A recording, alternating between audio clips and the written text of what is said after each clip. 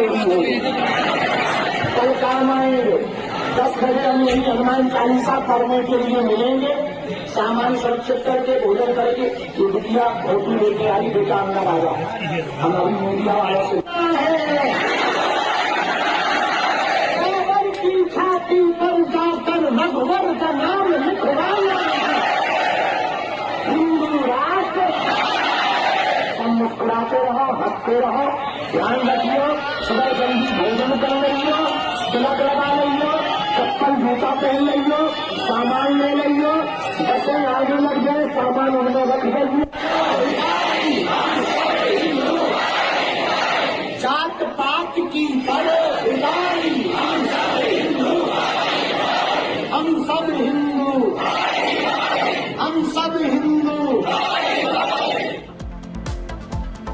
तो जात पात, छुआछूत और साथ ही साथ जो धर्मों के आधार पर यानी कि हिंदू अलग अलग नजर आते हैं, उन हिंदुओं को एक करने के लिए आज से बाबा बागेश्वर यानी कि पंडित धीरेन्द्र शास्त्री आज पदयात्रा निकालने जा रहे हैं। यानी कि सनातन हिंदू पदयात्रा की शुरुआत आज से होने जा रही है। कहां से इसकी शुरुआत होगी वो जरा हम आपको बता देते हैं। देखिए, मध्य प्रदेश के छतरपुर से पंडित धीरेन्द्र शास्त्री की इस पदयात्रा की शुरुआत होगी। पदयात्रा का मकसद सनातनियों को एकजुट करना है। बागेश्वर धाम से ओरछा तक चलेगी हिंदू जोड़ो ये पदयात्रा और 9 दिनों तक चलने वाली है। यानी कि शुरुआत आज 21 नवंबर से होगी जो 29 नवंबर तक चलने वाली है। 160 किलोमीटर पैदल यात्रा करने वाले हैं पंडित धीरेन्द्र शास्त्री। यानी कि साफ तौर पर मकसद है एकता का संदेश देना, हिंदुओं को एकजुट करना। धीरेन्द्र शास्त्री की पदयात्रा में सुरक्षा के पुख्ता इंतजाम किए गए हैं क्योंकि उम्मीद इस बात की है कि भारी तादाद में लोग जुटेंगे। पदयात्रा में सुरक्षा को देखते हुए 600 जवान तैनात किए गए हैं और यात्रा पर निगरानी रखी जाएगी ताकि किसी भी तरीके से कोई विघ्न ना आए। और साथ ही साथ कोशिश ये भी की जाएगी क्योंकि देखिए देश दुनिया से कहा जा रहा है कि भारी तादाद में लोग जो है इस पदयात्रा में जुटने वाले हैं और लोगों में भारी उत्साह भी देखने को मिल रहा है। और इसी खबर पर छतरपुर से हमारी सहयोगी काजल हमारे साथ जुड़ गई हैं। काजल, वहां क्या कुछ तैयारी की गई है? 29 नवंबर तक ये पदयात्रा चलेगी सनातनियों को एकजुट करने के लिए, तो कितने लोगों के जुटने की जानकारी मिल रही है और क्या कुछ विशेष इंतजाम किए गए हैं ताकि किसी भी तरह की इस यात्रा के दौरान लोगों को समस्या ना झेलनी पड़े?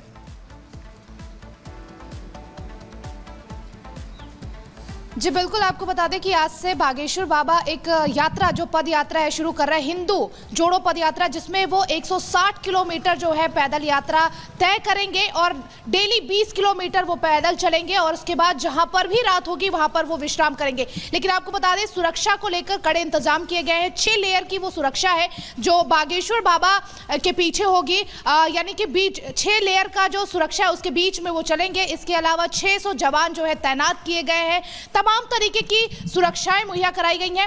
आपको बता दें कि आपने जिस तरीके से पूछा कि कितने लोग इसमें शामिल हो सकते हैं, बागेश्वर बाबा कल ही उन्होंने कहा कि इसमें सिर्फ भारतीय नहीं बल्कि विदेश से भी कई सारे लोग और लाखों लोग इस यात्रा में शामिल होंगे। इसके साथ ही उन्होंने ये भी कहा कि जो भी हिंदू जागा हुआ है और जिसका ज़मीर जिंदा है वो इस यात्रा में शामिल होगा। इसके अलावा पंडित धीरेन्द्र शास्त्री सिर्फ अकेले ही नहीं बल्कि रास्ते में उनके साथ कई जाने माने कथावाचक और कई सारे साधु संत भी शामिल रहने वाले हैं। बिल्कुल काजल, महत्वपूर्ण जानकारी आप दे रही हैं और पदयात्रा का रूट भी लगातार अपने दर्शकों को हम दिखा रहे हैं।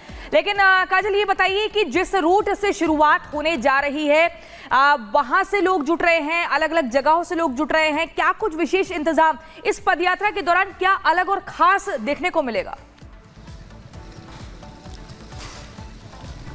जी बिल्कुल, बागेश्वर धाम का जो धाम है जहाँ पर बागेश्वर धाम अपना जो है कथा करते हैं शाम को, जहाँ पे वो रहते हैं वहाँ गढ़ा उसका नाम है और गढ़ा से ये शुरुआत होकर यात्रा छतरपुर तक जाएगी और छतरपुर जो है वो पहला विश्राम होगा। इसे लेकर रूट डाइवर्जन भी किया गया है और तमाम तरीके के इंतजाम भी किए गए, यानी कि जहाँ से ये यात्रा निकलेगी वहाँ पर जवान जो है वो तैनात किए गए हैं। लोकल जो पुलिस है मध्य प्रदेश की वो भी वहाँ पर तैनात रहेगी और सुरक्षा के घेरे में ही अपने आवास से जो है बागेश्वर धाम थोड़ी ही देर में जो है पूजा अर्चना के बाद उसके बाद जो है हनुमान चालीसा करेंगे, ध्वज रोहण करेंगे, उसके बाद यहां से निकलेंगे।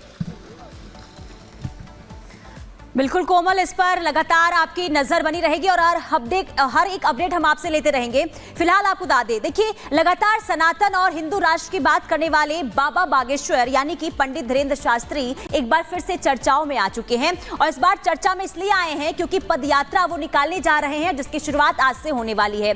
इस पदयात्रा का मकसद देखिए, जो पंडित धीरेंद्र शास्त्री की तरफ से कहा गया है वो ये कि जात पात छुआछूत को खत्म करने के साथ ही हिंदुओं को एकजुट करने यानी कि सनातनियों को एकजुट करने के मकसद से इस यात्रा की शुरुआत होने जा रही है। और इसकी शुरुआत होगी मध्य प्रदेश के छतरपुर से। 9 दिनों तक ये यात्रा चलेगी। इस यात्रा को लेकर क्या इंतजाम किए गए हैं और इसका मकसद क्या बता रहे हैं पंडित धीरेंद्र शास्त्री, आपको विस्तार से रिपोर्ट के जरिए दिखाते हैं।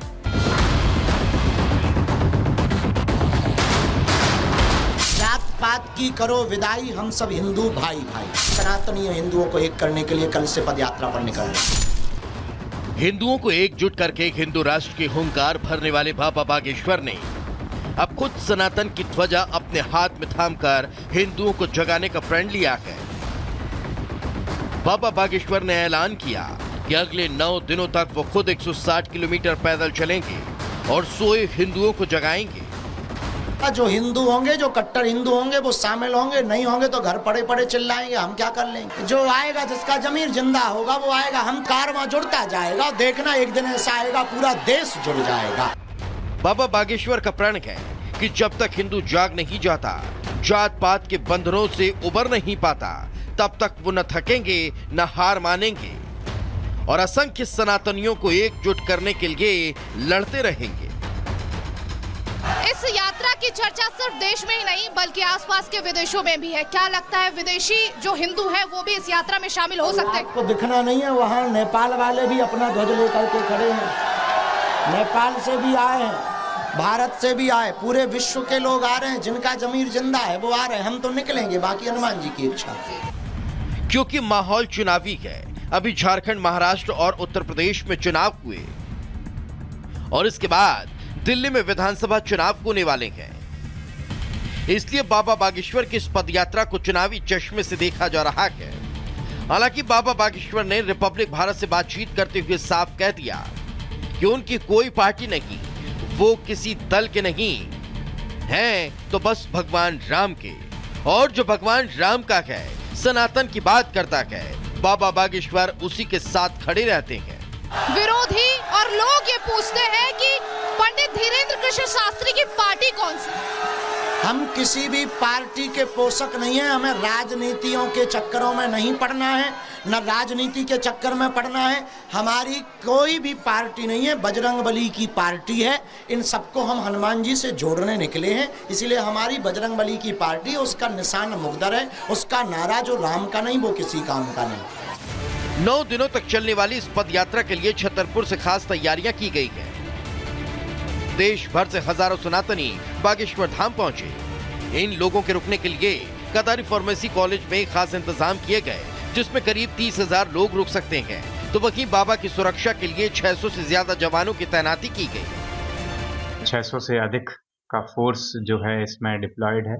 इसमें पुलिस मुख्यालय भोपाल के द्वारा, आईजी महोदय सागर के द्वारा एवं जिला स्तर पर पूरा फोर्स को एकत्रित किया गया है। उनको अलग अलग दायित्व दिए गए हैं और इस प्रकार से हम पूरी कोशिश कर रहे हैं। बागेश्वर धाम की समिति के साथ भी संयुक्त प्रशासन पुलिस की बैठक हुई है कि शांतिपूर्ण ढंग से और एक बेहतर तरीके से ये यात्रा यहाँ से आगे बढ़े और संपन्न हो।